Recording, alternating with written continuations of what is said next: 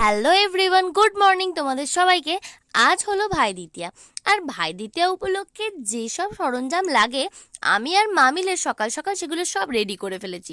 মিষ্টি, চন্দন, প্রদীপ সব কিছু রেডি করে আমার ভাই আর গনুকে বসিয়ে তবে আজকের দিনটায় আমরা প্রতি বছরই একটু তাড়াহুড়োর মধ্যেই থাকি, কারণ এখান থেকে আমরা মামার বাড়ি যাই ভাইফোঁটা উপলক্ষে। কিন্তু এবছর আমি যেতে পারিনি, তাই বাড়িতেই সকাল সকাল ভাইকে আর গনুকে আমি ফোঁটা দিয়ে দিলাম। তো তোমরা ভিডিওটা দেখে জানাও যে তোমাদের কিরকম লাগলো।